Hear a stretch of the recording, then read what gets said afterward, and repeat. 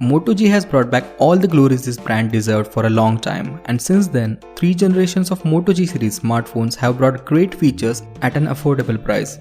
And now that they have almost perfected the Moto G series, 2016's second follow-up is done with the name Moto G Turbo. The only feature being added is the turbocharging as an exclusive add-on to the original 3rd generation Moto G. So let's check out is it worth buying or not in my following review. In a competitive smartphone market that is focusing highly on affordable devices, Motorola succeeded by offering great hardware and features combo, sturdy build quality and affordable price tag. Moto G Turbo inherits everything the G series stands for. The material used to make this smartphone are impressively sturdy, and despite being on a little heavier side, it feels good in your hands and it won't be a burden on your pockets. It has nice textured back with curved hatchet lines that gives you firm grip so it won't slip through your palm. Moto G Turbo has 5-inch display which makes it a big device, but thanks to the curved back, it comes easily into your hand when picking up from a flat surface and provides a solid grip. Below the camera and LED flash on the back, you will also find good looking Moto dimple carved into metallic plate that adds great contrast to the overall design of the back cover. Once the back cover is removed, there are 2 micro SIM card slots and MicroSD storage slot near the camera. The 3.5mm headphone jack is at the top with the secondary mic and USB charging port at the bottom. It is IP67 certified, which means it is water and dust resistant. Like standard Moto devices, this one has volume rockers and power button on the right side and left side is button free. The 5-inch IPS display of Moto G Turbo gives 294 ppi pixel density at 1280 by 720 resolution, and thanks to the super thin bezel, it doesn't feel too big to hold. The color reproduction is vibrant, and despite less than expected PPI, Moto G produced remarkable images on its screen.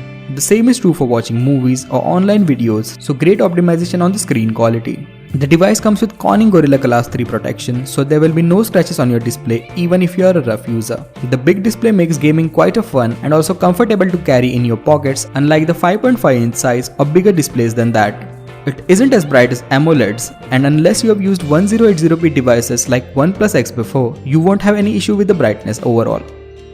Moto G Turbo is powered by Qualcomm's MSM8939 Snapdragon 615 octa-core processor with Adreno 405 GPU and 2GB of RAM. It has internal storage of 16GB which can be extended up to 32GB via MicroSD card.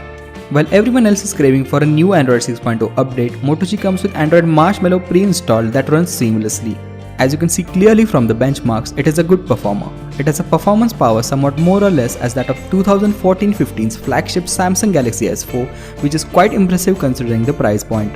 Android 6.0 Marshmallow is affecting the performance of all smartphones and not just the Moto G Turbo, so you do experience some lag while installing new apps or when you launch or close an app or while multitasking. So we can hope this can be fixed in upcoming updates. Apart from that, we experienced no sluggishness in the device's performance. The Snapdragon 615 is infamous for its heating issues, and we were expecting the same in this device as well. But surprisingly, Moto G Turbo doesn't heat up much. It does get warmer while playing games or watching movies, but it's quite normal. Also, this device comes with turbo charging, so you do expect it to get warmer while charging, but at no point you'll feel it is uncomfortable to hold. Playing games are quite a treat on this device as it has enough horsepower to run any game you launch. We played games like Asphalt 8, Real Racing 3 and Dead Zone, which are quite heavy and resource hungry, but on this device it ran quite smoothly. It does get little warm while playing game, but it never get insanely heated up, even for the prolonged sessions. Browsing is quite seamless as there is no problem while loading multiple pages, and features like kinetic scrolling and pinch to zoom works perfectly fine. The text rendering is sharp, which is quite good to your eyes if you spend a lot of your time browsing or reading on your smartphone. Motorola has very good history of delivering good sound systems, so we were expecting the same from this device. Moto G Turbo has front-facing speaker which is located below the display, which gives nice symmetric look at the smartphone. The speaker is quite loud and clear, and it can produce good quality sounds.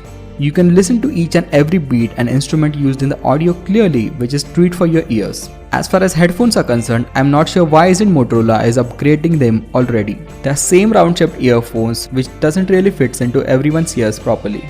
The sound quality is great, no second thoughts about that, but I think it's high time they move on from their plastic headphone design. Motorola isn't known for having good cameras. I personally use Moto G first generation. It has a decent camera but not up to the mark compared to its competition. In the later launches, smartphones like Nexus 6, which was made by Motorola, had great camera, and then following the Moto X series had good camera as well. So I was a bit optimistic about Moto G Turbo, and turns out it has very impressive camera at this price segment. As you can see, images captured by its 13 megapixel camera are quite good and have high resolution of 4160 by 2340. The camera app of the Motorola doesn't have too many features you can experiment with as you get with the other devices, but there is a lot you can do using its limited features like manual focus and brightness control. Just by adjusting its focus, you can click some amazing pictures like the ones you can see here.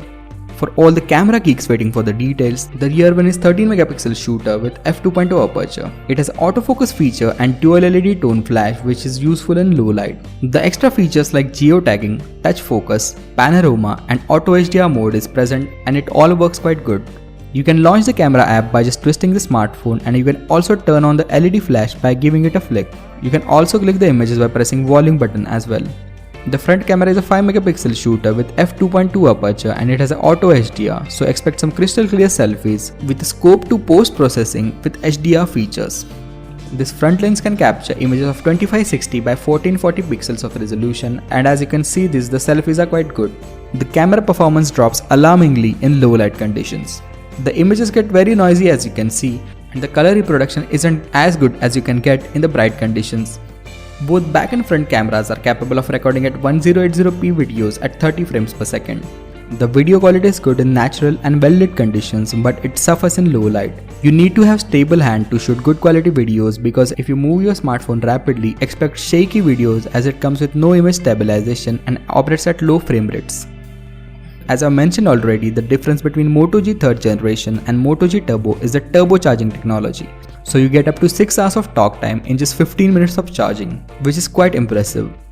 The Moto G 3rd generation has a charger with detachable USB cable, but somehow they shifted to old-fashioned design in case of Moto G Turbo. This device supports OTG, so you can connect your flash drive directly to it. It doesn't come with NFC, which has become a common feature even in low-priced devices. Moto G Turbo has non-removable lithium-ion 2470 mAh battery, which can make it last for more than 1 day for moderate use. And if you don't use your smartphone that often, then expect Moto G Turbo to last for straight 2 days. With all the good things that made this series a huge hit, Motorola takes great care to keep it all and add the latest generation of hardware and Android 6. Compared to all the devices in this price range, there is nothing much to complain about Turbo, considering the features and amazing build quality added with the Motorola's reputation. It was launched expensive, but as of now this is one of the best smartphones priced under ₹13,000. The devices below the price range that offer decent build quality and features are recently launched Redmi Note 3 and Zenfone Laser. Thanks for watching Digital Conqueror. If you enjoyed watching this video, please hit the like button and subscribe to our channel for more such reviews.